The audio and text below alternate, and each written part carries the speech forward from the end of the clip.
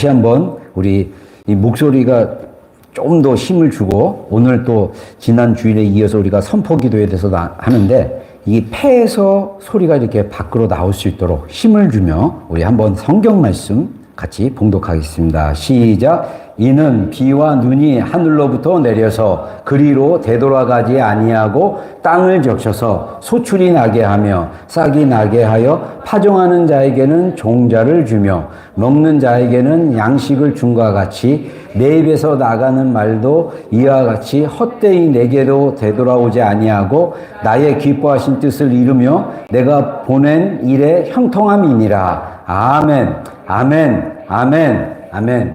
자, 하나님의 말씀에 그 능력이 있다고 했습니다. 그래서 지난 주일날 말씀 선포의 능력이라고 했는데, 사실 우리가 말씀으로 선포하는 것은 뭐와 똑같냐면 기도하는 거랑 똑같아요. 우리가 밖으로 소리를 내는데 말씀을 의지해서 소리를 내는 거 굉장히 중요하다라고 지난 주일날 이야기를 했죠. 그래서 하나님의 말씀은 이 숨을 내듯이 하나님의 말씀을 숨을 내면서 소리를 내서 선포하는 것에 대해서 이야기하면서, 이 말씀은 성령님과 함께 역사하신다. 왜냐하면 성령님은 호흡이고 숨이기 때문에. 그래서 우리가 숨을 쉬듯이 소리를 내야 되는 것입니다. 그래서 물론 우리가 침묵 기도하거나 침묵으로 또 셀프 토크하거나 할 수도 있지만, 중요한 거는 우리가 예배 때라든가 우리가 하나님의 말씀을 선포하고 기도할 때라든가, 그래서 이 분명하게 내 폐에 공기가 들어가서 소리를 내서 밖으로 내는 게 굉장히 중요한 과정이다, 이렇게 이야기할 수 있습니다. 아까 우리가 찬양 막 하면서 저는 이 찬양을 막 열심히 제가 소리 내서 이렇게 찬양하다가 하나님께서 또 이렇게 몇 가지 제 안에 또 이렇게 생각들을 이렇게 찬양 중에 이렇게 주시는 것들이 있어요. 제가 이렇게 하나님께 어떠한 것들을 받을 때, 특별히 내가 마음을 열고 찬양에 집중할 때 하나님이 어떤 것들을 깨닫게 해주시고 알게 하는 영역들이 있습니다. 저는 이거를 예전부터 사역했을 때 예전부터 이런 것들이 있었는데, 자주 이런 것들이 있었는데, 최근 들어서 지금 오늘 제가 이제 하나님께서 이렇게 뭔가 이렇게 찬양 중에 이 또 가사랑 그 가사에 대해서 소리를 내고, 내가 마음껏 내 안에서 힘을 다해서 찬양했을 때 하나님이 하나님의 생각들을 이렇게 넣어주는 것을 제가 오늘 또 찬양 중에 경험했습니다. 제가 로마서 8장을 지금 이제 하루에 한 절씩 암송하는 거를 지금 하고 있어갖고 12절, 13절까지 지금 이제 암송을 하고 있는데, 이 암송도 굉장히 우리의 그 경건에 이르는 연습에 굉장히 중요하다라고 그래가지고, 제가 이제 예전에 암송하듯이 암송을 이렇게 아침과 저녁에 이렇게 하고 있는데, 정말 육신을 쫓는 자는 하나님을 기쁘시게 할 수가 없다라고 얘기합니다. 왜냐하면 육신을 쫓는 것은 육신의 생각을 하게 되고, 영을 쫓는 것은 영의 생각을 하는데, 육신의 생각은 사망이지만 영의 생각은 생명과 소망을 주는 거다, 평강을 주는 것이다라고 말씀을 하십니다. 그래서 만일 그리스도의 영이 너희 안에 계시면 너희 몸은 죄로 인하여 죽은 것이나 영은 의로 말미암아 산 것이니라. 할렐루야. 여러분, 그리스도의 영이 우리 안에 있는 것을 로마서 8장에서 굉장히 많이 강조하고 계셔요.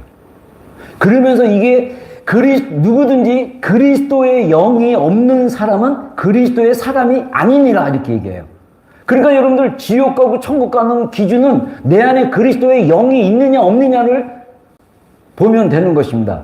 그래서 로마서 뒤쪽에 보면 하나님의 영이신 성령님이 너희가 하나님의 자녀인 것을 증언하느니라 라고 말씀하시는 거예요.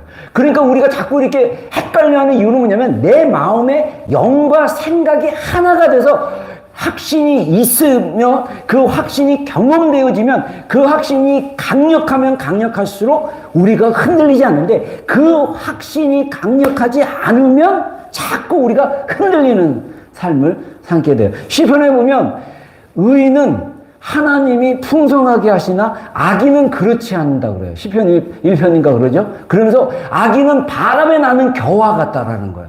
여러분, 우리의 생각과 감정과 우리의 확신은요, 바람에 흔들리는 겨와 같이 흐트러진 거라면 우리가 믿음이 견고하지 않는 거고 믿음이 세워지지 않은 것입니다. 그러나 우리가 믿음을 세울 수 있는 가장 강력한 방법 중에 하나가 뭐냐면 하나님의 말씀을 믿음으로 입을 열어 폐에서 소리가 나서 선포하듯이 기도할 수 있다는 것입니다. 여러분, 이게 우리에게 필요하다고 이야기를 지난주에 했습니다. 그리고 여러분들에게 도전을 했습니다. 그래서 여러분들이 아멘들도 하셨습니다. 뭐였습니까? 여러분, 한 주간에 한 말씀을 가지고 정말 아침부터 해가지고 저녁까지 몇 번이든 그 말씀을 나로 또는 우리로 넣고 개인적으로 고백하는 걸로 해서 말을 바꿔서 했던 구절의 말씀이 여러분 안에 있었습니까? 여러분, 정말 우리가 한 달 동안 해보자니까요. 오늘 정말 말씀의 선포로 하는 기도가 뭐가 있냐? 능력이 있다라고 얘기했어요. 그래서 지난 주일날 우리의 부정적인 생각들을 떨쳐버릴 수 있는 능력이 있고, 그래서 우리는 너무나 쉽게 부정적인 생각과 부정적인 감정을 느끼고, 그리고 그것을 너무 쉽게 말을 하고 산다라는 거예요. 근데 그걸 어떻게 우리가 제어하고 우리가 그것을 어떻게 우리의 옛 죄된 본성의 습관을 끊어낼 수 있을까요? 바로 그 전에 우리가 옛사람을 십자가에 못 박은 거에 대해서 얘기했을 때 우리가 정말 하나님은 죄에 대해서는 죽은 자로 살고 죽은 자로 여기고 하나님에 대해서는 살아있는 자로 여기라고 그랬잖아요. 여긴다라는 게 뭡니까? 믿음으로 그렇게 고백하고 믿는 것입니다. 그러면 하나님이 우리를 의롭다고 여기신다. 의롭다고 여기한다는 건 뭐냐면 결산이 끝냈다. 너는 값을 지불했다. 이런 의미로 이야기한다라고 제가 강조를 했습니다. 이어서 여러분들에게 강조를 합니다. 믿음은 하나님이 주시는 선물과 같은 것인데 이 믿음을 우리가 취하는 것은, 잡는 것은, 내가 갖고 내가 소중하게 여기는 것은 우리의 책임이라는 것입니다. 많은 크리스찬들이 우리 크리스찬들에는 삶에 대한 책임이 있다는 사실을 잃어버리고 살아요. 그냥 하나님이 그냥 어린애처럼 하나님이 그냥 이렇게 쓰면 해주세요. 그러니까 알아서 다 해주길 원해요. 이거는 유아적인 갓난아이같이 그런 육신에 속한 자처럼 살아가는 삶의 형태입니다. 우리가 어른이 됐으면 책임을 지는 삶, 직장을 다니면 직장을 성실하게 다니는 삶, 내가 공부를 하면 공부에 대해서 성실하게 하는 삶, 내가 엄마고 아빠고 남편이고 아내면 그 역할에 대해서 성실하게 자기 책임을 질 수 있는 삶, 이렇게 살아갈 수 있도록 하나님께서 진리로 말씀으로 우리를 세우시는 거예요. 근데 그게 안 되면 우리의 삶은 이미 내면에서 혼란스러운 거예요.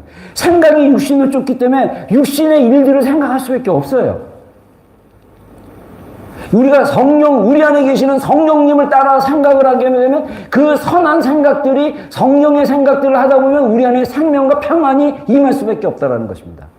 우리 안에 왜 사망과 같이 죽을 것 같고 괴롭고 힘들고 부정적인 감정이 우리를 압도하는 이유가 무엇이냐? 바로 육신을 쫓고 육신의 일을 생각하기 때문에, 육신을 생각하기 때문에 그런 게 된다라고 성경은 이야기했습니다. 그래서 그리스도 예수 안에서 결코 생명의 성령의 법이 너희를 자유케 너희를 해방하였습니다. 로마서 8장 2절에 그렇게 말씀하시잖아요.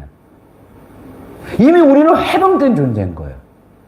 그랬는데 우리는 여전히 그런 삶을 못 살아가고 있다. 이게 이 싸움을 하는 거예요. 크리스찬들이 우리가 정말 생명 있는 삶, 소망이 있고 평안을 이루는 삶, 그 삶은 치열한 영적인 전쟁과 싸움과 같다라는 거예요. 여러분, 어떤 싸움을 하고 있습니까? 맨날 지고 양보하고 물러나는 그런 것입니까? 아니면 작은 승리라도 계속 내 안에 승리를 경험하고 성취하고 또 하나님의 말씀이 다 힘있게 내 안에 이렇게 작동하고 역사하도록 하고 있습니까?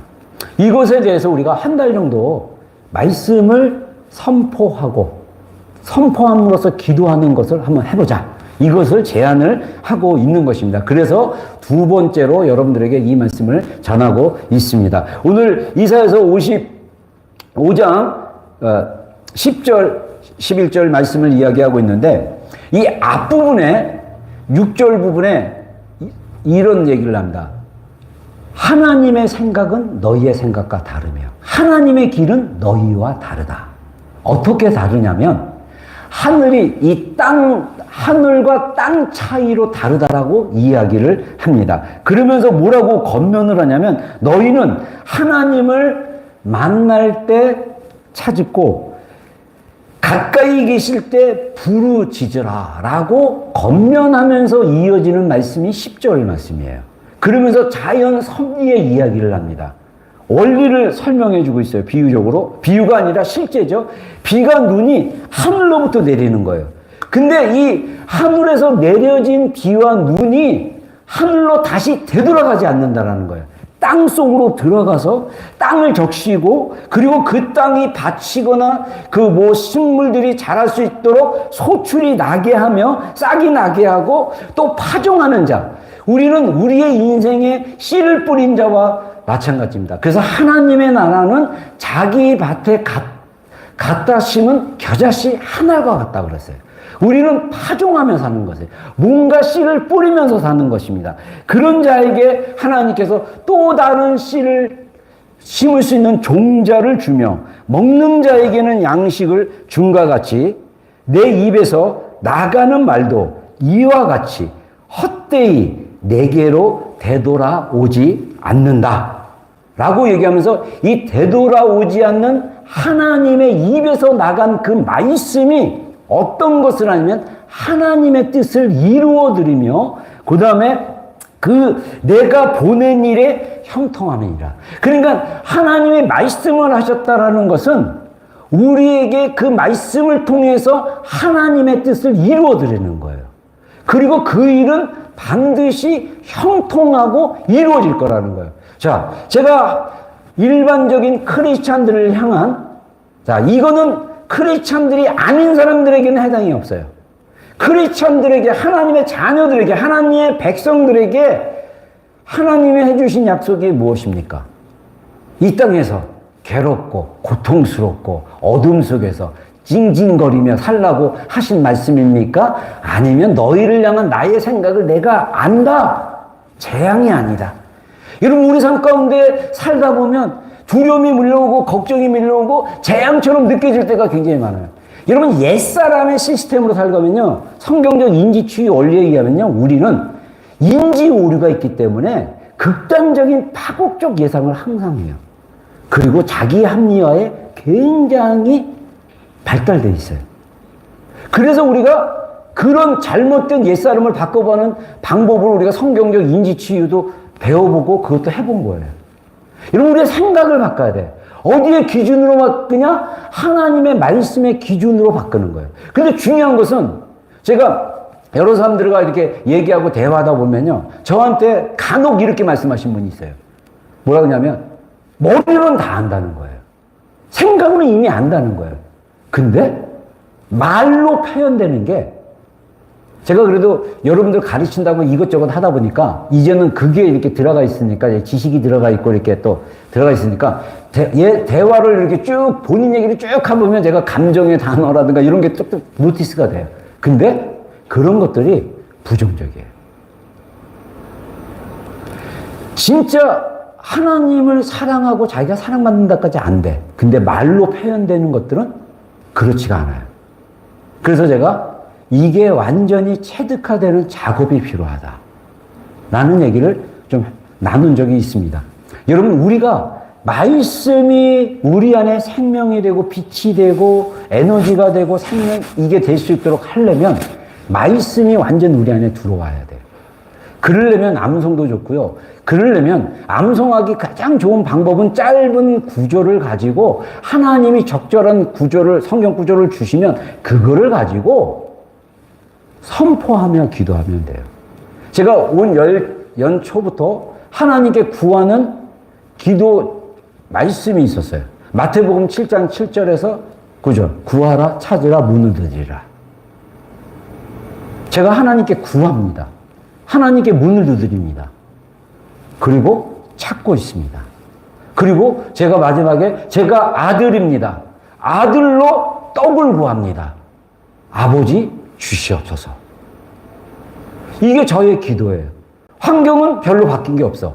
근데 저는 그 변하지 않는 환경 속에서 밀려오는 그 환경이 주는 부정적인 느낌과 감정과 생각들이 올 때 하나님의 자녀로 구하며 믿음으로 싸우고 있어요. 그러면 제 안에 영의 생각을 하니까 원리적으로 저는 사실 사망과 같은 생각이 틈을 탈라 그러면 제가 영의 생각으로 이 말씀으로 싸우니까 정말 생명이 있는 거예요.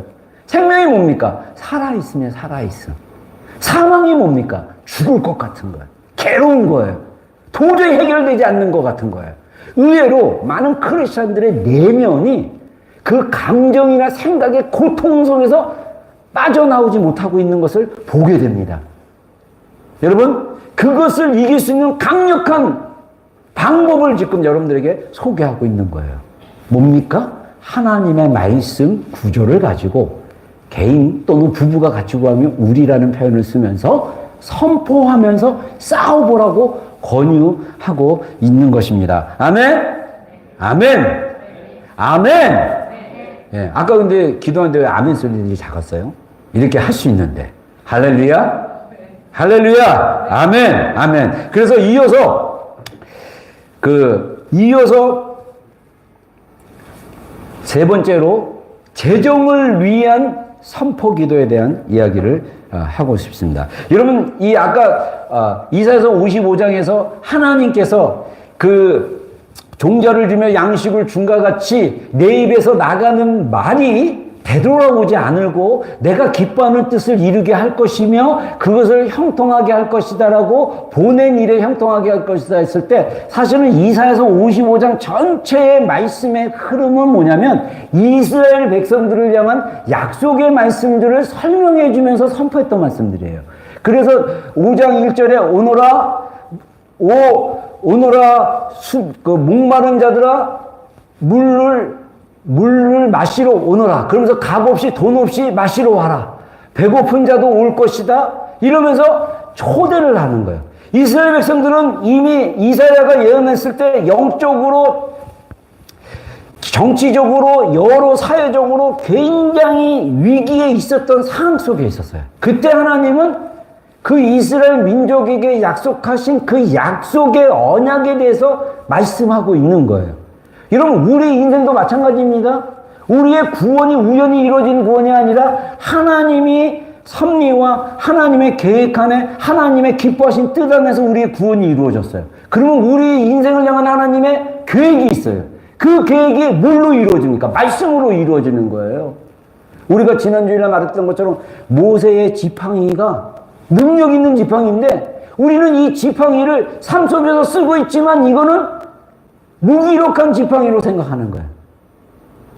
그래서 모세가 애굽 땅으로 가라는 하나님의 소명을 받고 갔을 때 모세의 지팡이는 출애굽기 4장 20절인가 거기서 뭐라고 합니까? 모세의 지팡이를 하나님의 지팡이를 가지고 애굽으로 들어가는 것을 볼 수 있습니다.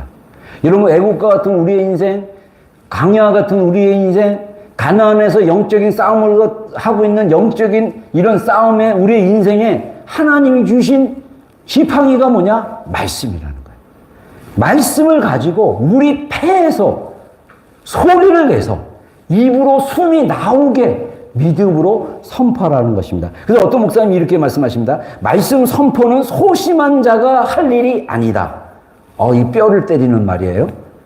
우리가 말씀 선포가 안 되는 이유가 뭐냐면 소심해서 안 될 수도 있다는 것입니다. 선포한 대로 이루어진다라는 담대한 믿음이 필요하다. 우리가 선포가 안 된다는 것은 내가 믿음으로 선포해서 그게 이루어진다라는 담대한 믿음이 없기 때문에 소심하기 때문에 말씀 선포가 이 소심한 사람들은 할 수가 없다라고 아주 단정적으로 얘기하고 있어요. 그러면서 하나님의 말씀을 믿는 마음과 믿는 입술, 중요한 게 우리가 입으로, 그래서 잠언서에 말하는 것처럼 뭐랍니까? 우리의 혀는 죽이기도 하고 살리는 혀라고 그랬어요. 말로 사람을 죽이고 말로 사람을 살릴 수도 있습니다.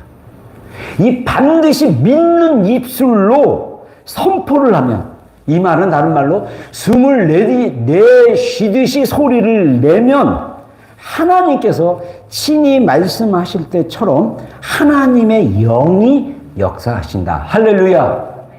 할렐루야. 정말 여러분들 말씀을 믿으세요. 말씀을 신뢰하세요. 말씀에 대한 경험이 필요합니까? 말씀을 붙잡고 그 말씀을 여러분의 인생에 선포하기를 주의 이름으로 축원합니다. 여러분, 저는 20대 환경적으로 굉장히 어려운 환경이었지만 골방에서 기도할 때 기도 중에 하나님이 예레미야 29장 말씀을 딱 주셨어요. 11절 말씀. 나의 생각을 내가 하나니, 너를 향한 나의 생각은 내가 하나니 재앙이 아니라 장래에 소망을 주고 평안을 주기 위함이다. 기도 중에 저는 그 말씀을 딱 받는 순간, 아, 내 인생의 그 사는 인생이 재앙이 아니구나. 하나님이 주시는 평안이요, 미래 장래에 소망을 주는구나. 그래서 내 인생은 소망을 가지고 사는 것이구나. 제가 그것을 경험하고 나서 저의 인생에 어려움이 왔고 재앙적인 일들이 일어난다 할지라도 제가 믿음으로 선포하며 제 안에 영의 생각으로 생명과 평강을 유지하며 싸우며 살아가고 있습니다. 할렐루야. 여러분도 그렇게 살기를 주의 이름으로 축원합니다. 여러분, 이 땅에서 우리 재정이 얼마나 필요합니까? 재정이 얼마나 소중하고 중요합니까? 마지막 때는 이 적그리스도가 나중에 뭡니까? 바코드 바코드라고 옛날에 나왔는데 지금 어떻게 될지는 모르지만 중요한 거는 재정을 통제합니다. 매매하는 것을 통제하게 돼 있어요. 그랬을 때 우리 크리스찬들이 이 재정에 대해서 묶이게 되고, 이 재정에 대해서 우리가 자유롭지 못하면 우리가 이 적그리스도의 그 시스템 안에 우리가 들어갈 수 있다라고 성경은 경고하고 있습니다. 그래서 우리는 하나님께 말씀으로 우리 삶 가운데 재정이 풍성해질 수 있도록 기도하라는 것입니다. 그 고린도후서 9장 9장 8절 말씀 읽겠습니다. 시작.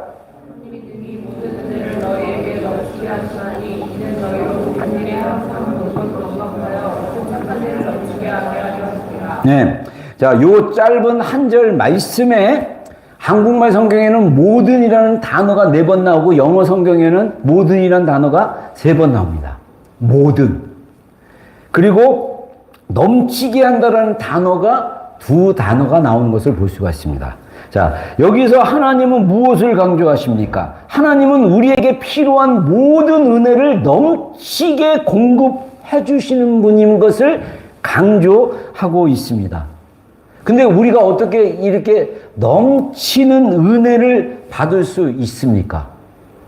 에베소 2장 8절에 말씀하신 것처럼 너희가 그 은혜로 말미암아 믿음으로 구원을, 그 은혜를 인하여 믿음으로 말미암아 구원을 얻으나니 그것이 너희에게서 난 것이 아니요 하나님의 선물이라고 했습니다. 하나님의 은혜는요, 우리가 노력해서 얻는 것이 아닙니다. 우리가 받을 자격이 있어서 받는 것도 아닙니다. 우리가 사회적인 지혜에 따라서 받는 것도 아닙니다. 우리가 뭔가 열심히 했을 때 주어지는 어떤 그런 것도 아닙니다. 하나님의 은혜는 모든 것을 하나님의 의지하여 믿음으로 받는 것이에요. 여러분, 제가 목회를 하면서 이 목회 사역이 여러분들 쉬운 거 아닌 거 아시죠? 네. 사람들의 그 마음을 주님께로 이렇게 데려가게 하고 하는 작업이요, 이게 장난 아니에요. 차라리, 그래서 사실, 뭐랄까, 제가 예전에 카페 했던 형제한테 이렇게 카페 하면서 힘든 게 뭐냐, 이렇게 물어봤더니 그 얘기 하더라고요. 사람 고용하고 사람 이렇게 쓰는 게 그렇게 힘들대요. 목회는요, 그거보다 100배 더 힘들어요. 근데 중요한 것은 우리가 하나님의 은혜 안에서 그것을 하나님을 의지하지 않으면, 믿음이 없으면 힘든 여정으로 살아갈 수밖에 없다라는 것입니다. 여러분, 하나님의 은혜를 의지하는 우리 성도님들이 되기를 주의 이름으로 축원합니다. 그 은혜는 선물이라고 제가 강조를 했어요. 하나님은 우리에게 풍성하게 주시기를 원하시는 분인 거예요. 근데 그게 믿음으로 받을 수 있다라는 것입니다. 여러분, 기도할 때 제가 올해부터 하나님께서 다시 기도하라는 마음 주셔가지고 기도하는데, 제가 이거는 개인 기도이면서 우리 교회 기도 제목입니다. 우리 기도의 집이 잘 이렇게 세팅되고 활성화될 수 있도록 우리만 매일 이렇게 쓸 수 있는 공간 작은 거라도 얻을 수 있도록 기도해 주십시오. 제가 이렇게 주변에 얘기 들어보면 정말 기도하고 싶어 하는 사람들이 꽤 많다라는 거예요. 그래서 그냥 기도 찬양 틀어놓고 그냥 와서 사람들 자유롭게 좀 기도할 수 있도록 그런 공간이 있었으면 좋겠다. 그리고 무엇보다 우리 지체들이 집에서 기도하기 힘들면 교회에 와서 기도하고, 그래서 기도할 수 있도록 해서 계속 기도의 집이 좀 세워질 수 있도록, 그래서 그 안에서 우리 레인들 또 예배팀들이 계속 그 좀 예배 안에서 이렇게 머물고 막 이렇게 할 수 있도록 좀 했으면 좋겠다라는 소망이 제 안에 있어요. 자, 하나님은 어떤 하나님입니까? 모든 것에 풍성이 충만하게 넘치게 주시는 하나님이시다. 할렐루야! 여러분의 인생이 넘치는 인생이 되기를 주의 이름으로 축원합니다. 우리 교회가 넘치는 교회가 되기를 주의 이름으로 축원합니다. 제가 이번에 연합 행사하면서 너무 그거를 절실하게 느꼈어요. 우리 교회 재정이 좀 있었으면 더 이렇게 좀 그때 이렇게 연합 집회하면서 좀 사용하고 막 이랬으면 좋을 텐데라는 그런 아쉬움도 있었어요. 그러면서 제가 믿음으로 다시 한번 구하고 믿음으로 싸우며 나가야겠다. 풍성이, 하나님은 은혜가 풍성하신 분이다. 하나님은 넘치게 하시는 분이다. 할렐루야. 이분을 내가 믿음으로 선포하는 거예요. 이루어질 때까지, 하나님이 내 삶 가운데 일하실 때까지 믿음으로 싸우는 것입니다. 딴 거 없어요. 하나님을 의지하는 거예요. 여러분, 우리 신앙의 여정은요, 하나님을 철저하게 의지하는 삶을 살아가는 것입니다. 그래서 나는 없고 그리스도만이 나타나는 것이에요. 근데 이걸 잘못 표현하면 내가 없다라는 것은 뭘 얘기하냐면 내 옛사람의 자기 육신적인 자는 없고 나를 통해서 하나님이 드러나시고 생명이 드러나고 빛이 드러나는 것을 의미합니다. 정말 생명이 있는 삶, 하나님의 은혜로 우리가 은혜로 인하여 믿음으로 말미암아 구원을 얻은 것이에요. 어떻게 우리가 이 넘치는 인생을 살아갈 수 있냐? 믿음으로 선포하는 거예요. 그래서 여러분들이 좋아할 수 있는 구절, 그냥 우리가 이 구절 가지고 우리가 이렇게 고백할 수 있죠. 나로 바꾸면, 자, 하나님이 능히 모든 은혜를 나에게 넘치게 하시기 때문에 나로 모든 일에 항상 모든 것이 넉넉하여 모든 착한 일을 넘치게 하게 하실 것이다. 할렐루야. 이렇게 나로 바꿔서. 여러분들 진짜 착한 일 하는 거 되게 좋잖아요. 착한 일 하시면 여유가 있으면 얼마나 좋습니까? 여러분, 하나님이 정말 우리 인생에 있어서 좋아하시는 게 뭐냐면 구제예요. 구제. 정말 어려운 사람. 그래서 마태복음 25장에 그 세 가지 비유 중에 마지막 비유가 뭡니까? 양과 염소의 비유인데 거기서 예수님께서 말씀하신 게 뭡니까? 양과 염소에게 얘기하신 게 똑같이 내가 굶주렸을 때, 내가 감옥에 갇혔을 때, 내가 아팠을 때, 내가 목말랐을 때, 내가 헐벗었을 때 너희는 그것을 해줬다. 너희는 안 해줬다.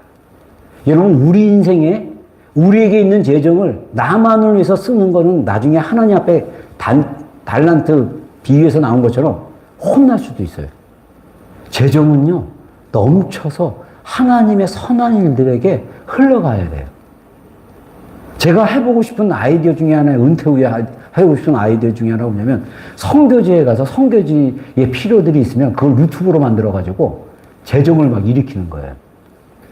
그거 좋은 거 같지 않아요? 그래가지고 후원한 걸 갖다가 거기에다가 서포트 해주고. 지금 이 방글라데시나 이런 제3세계에 가면요, 가난하고 힘들고 이 네팔만. 진짜, 우리 그래서 한번 선교 여행을 가끔씩 가야 돼. 제3세계로. 가서 선교지의 삶이 얼마나 그런지. 제가 우연히 이제 이제 그룹을 만나서 이렇게 대화를 했는데 본인이 한 자매가 그랬어요.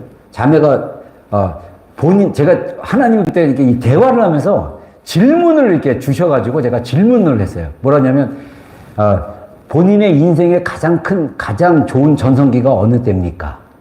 얘기했더니 어떤 자매님이 그 얘기 하더라고요. 내가 선교지에 가서 2달 동안 정말 가난한 어린아이들을 돌보는 사역을 했대요. 2달 동안. 근데 그걸 해보니까 너무 행복했다는 거예요.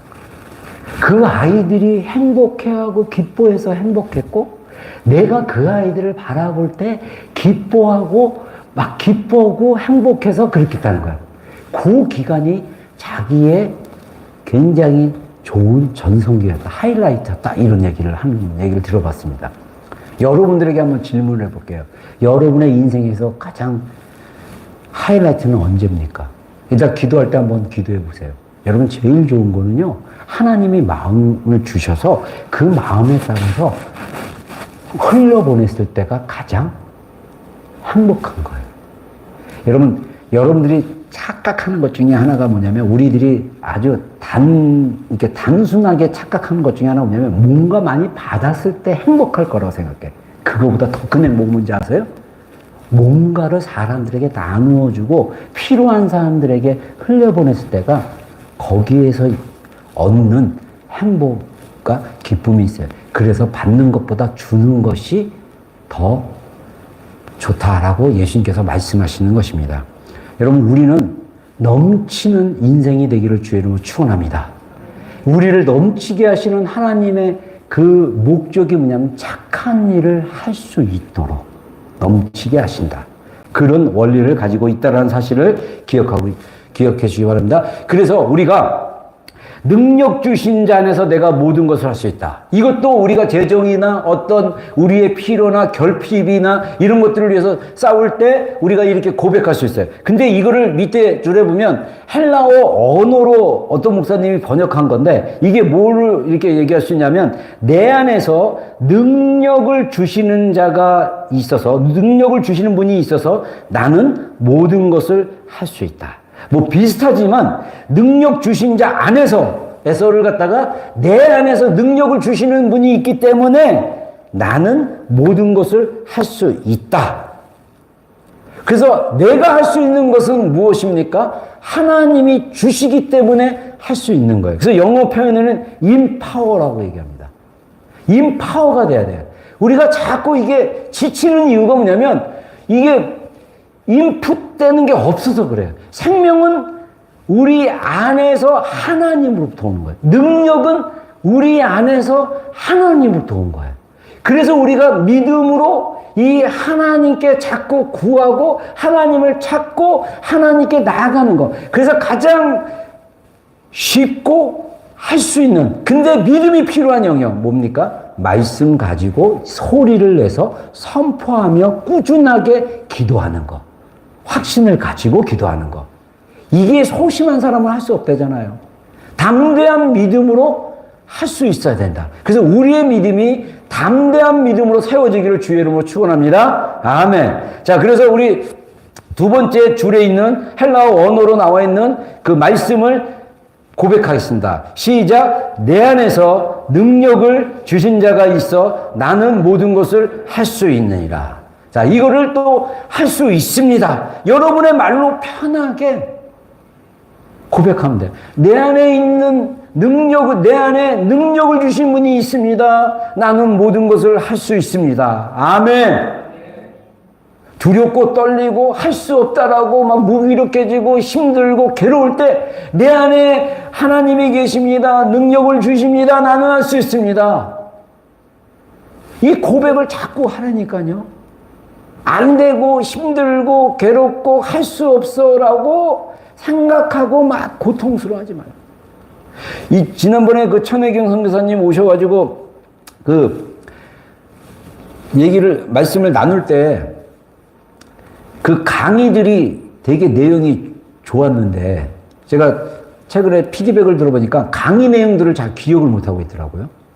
그래서 이거를 다시 좀 이렇게 또 가르쳐야 되나 이런 생각도 드는데, 이 강의 내용 중에 성경적으로 원리를 깨달아서 브루스 탐슨이라고 얼마 전에 소천하신 타우란가 출신의 브루스 탐슨 박사가 그거를 70년대 YM 초기에 의사로 이 오클랜드 의대 나오셔가지고 의사로 있다가 조인돼가지고 의료사역을 하다가 나중에 지금 하와이 열방대학에서 그 보건 쪽으로 해가지고 지금 심리학 뭐 이런 상담학 이런 것 쪽으로 처음 학교를 이렇게 개척하신 분인데, 이분이 어떤 걸 경험했냐면, 그분이 쓴 내 마음의 벽이라는 책을 옛날에 제가 한번 읽었는데 이번에 다시 한번 제가 읽어보는 중인데, 거기서 뭐라고 얘기하냐면 자기가 초등학교 4학년 때, 이분이 80 몇 세니까 되게 옛날이에요. 초등학교 4학년 때 교실마다 시계가 없고 손목 시계 찬 사람이 별로 없기 때문에 선생님이 지금 몇 시인지 저 복도 끝에 있는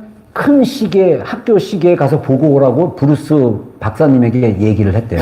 근데 이분이 초등학교 4학년인데, 네, 그러고 막 갔는데, 문제는 뭐냐면, 그 시계가 이게 분침으로 돼 있는데, 아날로그로 했는데, 이분이 그 시계를 볼 줄 모른대요. 그래가지고 자기가, 네, 하고 갔지만, 시계를 몇 시인지를 모른다는 거예요. 그래갖고 막 고민하다가 가서, 6시요! 그랬대요. 그랬더니 선생님이랑 학생들이 다 웃은 거예요. 6시 벌써 학교 끝날 시간이니까. 보통 3시에 끝나니까. 근데 문제는 뭐냐면 이 선생님이 못됐어. 이제는 그 브루스 탐슨 박사를 놀리기 시작했어요. 그래서 이분 안에 그 권위자였던 교사 선생님으로부터 멍청이, 부족한 놈, 이렇게 굉장히 그 말을 듣고 지냈다라는 얘기, 간증이 이렇게 있어요. 근데 그거를 그분이 이제 넘어쓰고, 그래서 이제 치료하고 의대까지 가서 이제 의사가 되시고 막 이런 얘기를 하는데, 여러분, 우리 안에 거짓된 메시지들이 굉장히 많이 들어와 있어요. 아직도 제 안에도 그런 것들이 있습니다. 여러 권위자로부터 들었던 것들, 이런 것들을 깰 수 있는 강력한 게 뭐냐? 바로 말씀이라는 것입니다. 할렐루야. 자, 다시 한번 따라하겠습니다. 내 안에 능력 있는 하나님이 계셔서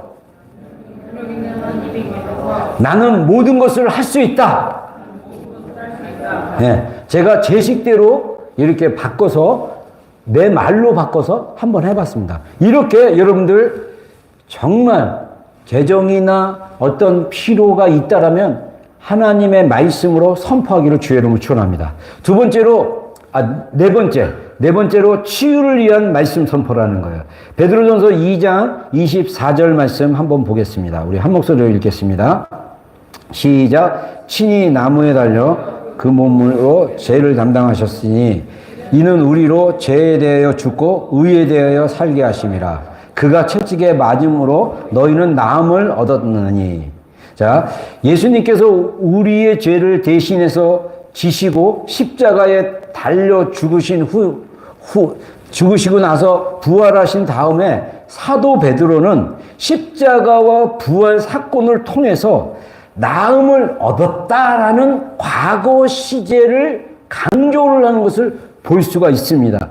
그렇게 강조한 이유는 뭐냐면, 우리의 치유가 앞으로 일어날 일이 아니고 미래에 일어날 미래 시제가 아니고 이미 일어난 일이라는 의미로, 뜻으로 그렇게 적었다라는 거예요. 그러니까 이 말은 무슨 말이냐면, 내가 치유를 위해서 기도를 하는데 이 치유는 내가 미래에 일어날 것을 기대하면서 기도하는 게 아니라 이미 예수님께서 우리의 죄를 대신해서 십자가에 죽으시고 채찍에 맞음으로 우리가 나음을 얻었기 때문에, 이게 과거 시제로 얘기했기 때문에, 이거는 예수님이 십자가에서 채찍을 맞았을 때 이미 치유가 우리 안에 풀어진 거라고 얘기를 하면 돼요. 그래서 치유가 이미 우리 안에 있다라는 거예요. 그래서 과거 시제로. 그래서 예수님이 십자가에서 마지막 돌아가실 때 뭐라고 얘기합니까? 다 이루었다고 그랬어요. 그러니까 미래에 새로운 일이 일어나는 게 아니라 이미 하나님이 이루신 일이 내 안에서 이루어지고 있다라는 거예요. 그러면 우리가 질병이 있을 때, 우리가 질병을 위해서 선포를 할 때 이미 치유하셨다라는 믿음으로 기도하고 선포하라는 것입니다. 이게 조금 어렵게 느껴질 수 있는데, 이게 믿음으로 이미 하나님이 성취하신 거예요. 그래서 구원도 이미 하나님이 우리를 위해서 이미 다 성취하신 거예요. 그래서 이 성취하신 일을 우리가 믿음으로 믿고 고백했을 때 이것을 우리가 실제로 경험할 수 있다라는 것입니다. 그래서 우리가 하나님의 말씀이 이미 나에게 임했고 나에게 치유가 됐다라는 것을 가지고 우리가 계속 믿음으로 싸우면서 선포하면서 우리가 믿음으로 결단하고 고백하는 게 굉장히 중요합니다. 그래서 이것을 우리가 믿음으로 선택해야 돼요. 병이 나를 붙잡고 있는데 이 병이 붙잡고 있는 것을 그냥 믿음으로 허락할 건지 아니면 이미 하나님이 그 병을 치유하셨다라는 것을 믿음으로 믿고 이 병이 어떤 병이든 완전히 내 마음에 성취되는 것이 실제가 이루어질 때까지 어떻게 해야 되냐? 믿음으로 기도하며 싸울 것인지 우리가 그것을 선택하라는 거예요. 이게 사실 쉽지는 않아요. 근데 놀랍게도 믿음으로 치유된 많은 사람들이 있습니다. 우리 안에 어떤 일들이 있을 때 이미 치유의 영역에 있어서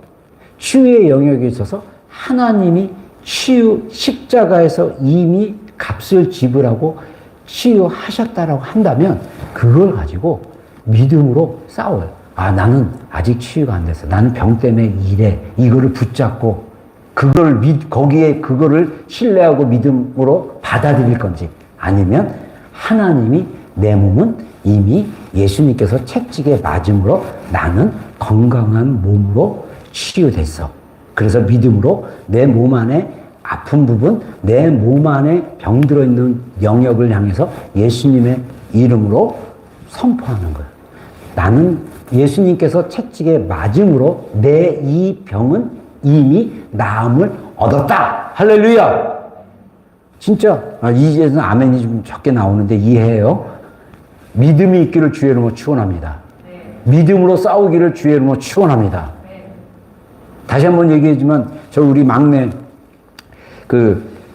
오티즘 4살 때 여기 와이타켈의 병원 아동 담당이 백인 의사가 오티즘이다.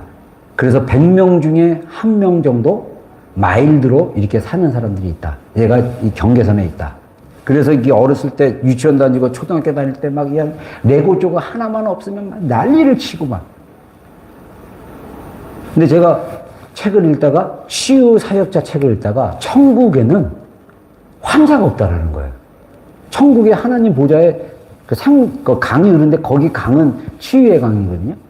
그러니까 그 목사님의 그 선포로 미국에서 치유 사역하시는 목사님인데 그걸 읽고 제가 감동받아가지고 그러면서 이분이 나라가 임하옵시면 이 땅에 천국이 임하는 거다. 하나님의 나라가 임한 건 치유가 임한다. 이분은 그렇게 해석해서 이렇게 했던 분인데 제가 거기 안에서 딱 이분의 그런 관점을 받아들이고 제가 우리 준아 머리에 손 얹고 초등학교 다닐 때부터 매일은 아니더라도 생각날 때는 머리에다가 DNA 염색제 정상으로 돌아왔자 막 기도했는데 오티즘적인 현상이 거의 다 없어졌어요. 그래서 오히려 오티즘은 상호 이게 교류가 안 되는데 감정을 엄마 감정, 아빠 기분을 잘 알아. 아빠 are you okay? 막 물어봐줘. 제가 뭐 이렇게 있으면 할렐루야. 저는 이거는 진짜 하나님이 하신 일이라고 믿어요. 그래서 누구에게 그 얘기하고 이렇게 퀴즈들이든 누구든 얘는 이게 있어서 이래요. 그래서 얘기해 주잖아요. 얘기하고 나면 안 믿어요, 다. 멀쩡한 것 같아. 여러분, 저는요, 이게 하나님이 정말 이게 몇 년 쌓아왔던 거예요. 한 5, 6년 했나? 그래서 얘가 인터 다닐 때 새롭게 이렇게 바뀌는 터닝 포인트가 있었는데 여러분의 인생에도 치유가 일어나길 주의 이름으로 축원합니다. 우리 주변에 고통 중에 있거나 이런 어려움이 있으면 믿음으로 기도해서 치유를 경험하기를 주의 이름으로 축원합니다. 저는 그래서 하나님의 말씀을 그대로 믿어요. 그래서 여러분들 어디 안 좋거나 이러면 오세요. 제가 믿음으로 함께 기도해 줄게요. 저의 믿음은 하나님을 신뢰하는 믿음입니다. 역사는 하나님이 하시는 것이고 그 하나님이 하신 일을 끝까지 신뢰하면서 기도하기를 주의 이름으로 축원합니다. 그래서 우리가 마지막으로 선포하고 감사하고 찬양하는 게 굉장히 중요합니다. 자, 시편 107편 20절로 22절 한 목소리로 읽겠습니다. 시작. 그가 그의 말씀을 보내어 그들을 고치시고 위험한 지경에서 건지신도다. 여호와의 인자하심과 인생에서 행하신 기적으로 말미암아 그를 찬송할지로다. 감사제를 드리며 노래하여 그가 행하신 일을 선포할지어다. 아멘. 아멘. 자, 하나님께서 말씀을 보내어 그들을 고치신다고 그랬어요. 그러니까 이 말은 굉장히 놀라우신 말씀이에요. 하나님의 치유가 이루어지려면 하나님의 약속의 말씀이 내 안에 딱 캐치됐을 때 그거를 가지고 믿음으로 기도하면 하나님의 말씀하신, 아까 이사야서 55장에 말씀하신 것처럼 내 입에서 나가는 말은 대로 오지 않는다라는 거. 그래서 우리가 말씀을 약속으로 취하고 그것을 선포하면서 싸우는 것입니다. 그래서 제가 20대 때 환경적으로 너무 어렵고 힘든 환경에 어렸을 때부터 경험하며 살았지만 제가 예레미야 29장 11절의 말씀처럼 내 인생은 재앙이 아니다라고 선언하고 선포를 하고 하나님이 내 장래의 미래에 소망을 주고 평안을 주실 것이라는 것을 확신하고 믿음으로 싸워가고 있어요. 그래서 사실은 저도 지금도 목회하는 과정 가운데 또 삶 속에 살아가면서 이 평안을 깨는 일들과 사건들이 있지만 거기서 계속 싸우며 이기며 살아가고 있습니다. 할렐루야. 제가 얘기했지만 제가 강박적인 이게 굉장히 심했던 사람이에요. 강박적인 게. 근데 하나님이 그걸 또 극복하게 하시고 넘게 하시고. 여러분 진짜 말씀은 실제입니다. 그래서 우리가 이 말씀을 선포하신 거예요. 하나님이 나를 치유하는 말씀을 주셨다. 나는 고침을 받는다. 할렐루야. 이미 고침을 받았다. 아멘. 그래서 여호와의 인자하심과 인생에 행한 기적으로 말미암아 그를 찬송하고 감사제로 드리며 노래하여 그가 행하신 일을 선포할지어다. 그래서 경배, 찬양, 감사는 서로 밀접하게 연결되어 있지만 또한 이게 구분이 된다는 거예요. 예를 들면 경배는 우리의 자세를 얘기합니다. 그래서 머리나 허리를 굽혀서 절하는 자세, 혹은 하나님 앞에서 우리의 영이 엎드려서 절하는 자세와 같은 거. 그래서 우리가 정말 예배를 하나님을 경배한다는 것은 뭐냐면요, 우리의 마음이 하나님께 드려지는 예배라는 이 마음의 자세를 가지고 드리면 우리는 하나님께 경배하는 예배로 나가고 있는 거예요. 그거를 인식하는 게 굉장히 중요하다는 것입니다. 그러면 찬양은 뭐냐? 찬양은 입으로 소리를 내는 행위를 말하는 것입니다. 그래서 이 찬양은 입으로 소리를 내야 되는 거예요. 그래서 주일날 우리가 찬양할 때 우리가 소리를 내서 찬양을 하는 게 굉장히 중요합니다. 여러분, 이 마귀가 타락한 천사들이잖아요. 이 천사들 중에 대장이 누굽니까? 루시퍼예요. 루시퍼가 어떤 역할을 했습니까? 루시엘이었는데, 원래는 루시엘인데 루시퍼로 표현을 하는데, 이 사탄은 하늘에서 찬양하고 노래하는 자였어요. 그래서 우리 안에 하나님께 감사하고 찬양하고 노래하는 게 굉장히 중요합니다. 여러분, 음악을 아무리 싫어하도, 저 같은 음치랄지라도 때로는 제가 부르고 싶은 노래가 있는 거예요. 근데 내가 어느 순간에 어떤 노래가 딱 생각나고 음절이 생각나서 그걸 했을 때 그 노래는 내 마음 깊은 곳에 뭐와 연결되어 있는 노래예요. 예전에 우리 목사님들이 이태리 가가지고 목사님들끼리 막 이제 식사하고 막 교제할 때 한 목사님이 기타 치는 걸 좋아해서 기타를 딱 가지고 왔어요.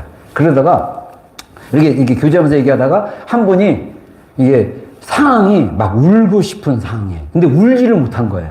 그러니까 옆에 있는 목사님이 갑자기 가요를 딱 부르는 거예요. 울고 싶어라. 뭐 이 노래가 있대요. 그래서 나는 어디서 들어본 것 같은데 잘 모르는데 그 가사가 딱 나오니까 또 기타 치는 목사님이 딱 기타를 막 치면서 그 노래를 불렀어요. 근데 막 빵 터졌는데 그때 그 울고 싶은데 울음이 안 나왔던 분이 그 가사를 보더니 내 마음을 그대로 표현하는 것 같다. 이렇게 얘기하더라고요. 여러분, 우리가 하나님 관계 안에 들어가면 우리 안에 찬양이 흘러나오기 시작합니다. 찬양과 연결되어 있어요. 여러분이 만약에 찬양에 관심이 없다면 하나님께 관심 없는 수도 있을까? 모르겠어요. 찬양을 많이 들으십시오. 찬송가를 많이 틀어도 좋아요. 우리 안에 노래가 있습니다. 하나님은 찬양 중에 거하시는 분이에요. 그래서 아까도 내가 얘기했지만 찬양 중에 하나님 뭘 생각나게 하셨어요. 하나님이 제가 이렇게 그래서 이 부분을 또 이렇게 놓고 기도를 해야 될 부분이구나 라는 것을 근데 소망을 가지고 기도를 해야 되겠구나 이런 마음을 받았어요. 찬양 중에 저는 목소리를 입을 내서 하나님을 찬양하고 가사에 집중하고 있는데 생각 안에서 하나님이 주시는 생각으로 그래서 여러분들 우리가 먼저 그래서 이거를 어떤 목사님은 뭐라고 얘기하냐면요.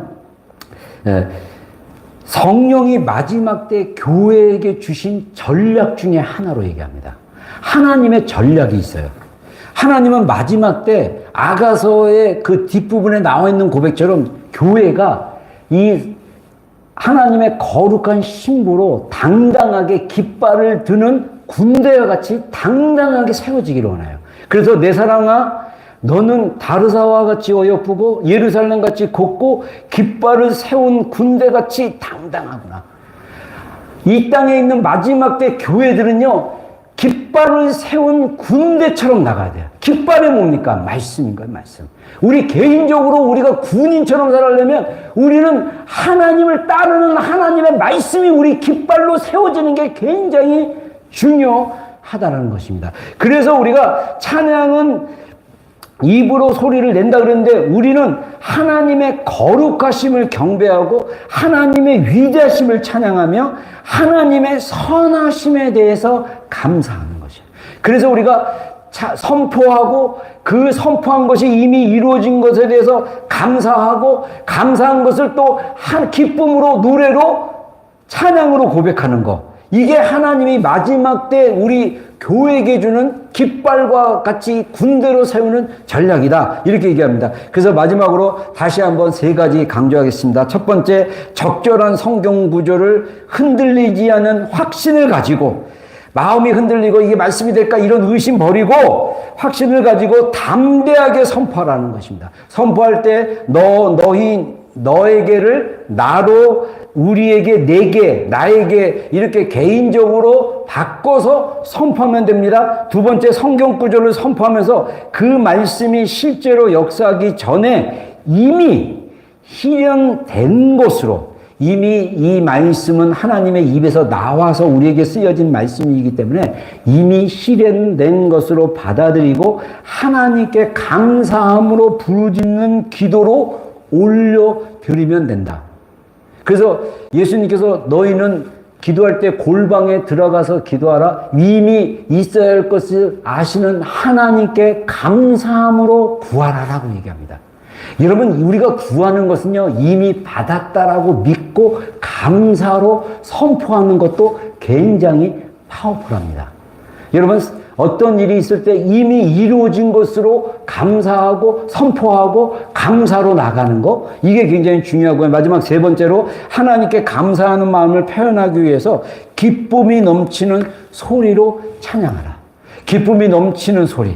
하나님께서 정말 주시는 어떤 그런 감사하는 마음으로 찬양으로 고백했을 때 우리가 우리 삶 가운데 정말 말씀을 선포함으로 드려지는 기도로 역사하신 것을 경험하는 우리 비전교회 성도들이 되기를 주의 이름으로 축원합니다. 아멘. 자, 2주차 들어갑니다. 말씀 선포하는 거. 여러분들 이번 주 선포할 말씀 기도하면서 받기를 바랍니다. 찾기를 바랍니다. 그 말씀을 확신을 가지고 아침과 저녁에 선포하시고 생각날 때마다 선포하세요. 그리고 핸드폰에 딱 화면에 뜰 수 있도록 하든지 뭐 한데 했고 집중하고 특별히 이번 고난주간이잖아요. 고난주간에 그렇게 하시기 바랍니다. 그리고 이번 주 금요일 날 여러분들 가족들과 함께 다 나오셔도 돼요. 그래서 우리 금요 기도회 특별 순서로 해갖고 내가 여러 가지 좀 이렇게 순서를 만들어서 같이 이렇게 좀 이렇게 몸으로 이렇게 행동하고 막 이러면서 좀 했으면 좋겠다는 생각이 듭니다. 그래서 여러분 예수님을 인격적으로 경험하는 거 그리고 예수님이 우리의 죄를 위해서 희생하신 십자가를 묵상하는 것, 예수님에 대한 그 마음, 그리고 예수님이 나에 대한 마음, 이게 연결돼서 경험되는 삶이 진짜 생명을 낳고 생명으로 풍성해지는 삶입니다. 그게 안 되기 때문에 자꾸 우리가 옛사람에게 막혀서 부정적인 삶의 모습으로 살아갈 때가 굉장히 많은 것입니다. 그래서 이 절기, 교회 절기는 하나님께서 우리에게 다시 주님께로 오라고 하시는 초대의 시즌이라고도 볼 수 있습니다. 그래서 이번 고난주간 매일 말씀 읽고 예수님의 십자가도 묵상하고 예수님에게 말도 토크도 해보시고 그래서 예수님과 연결되는 한 주간이 되기를 주의 이름으로 축원합니다. 아멘.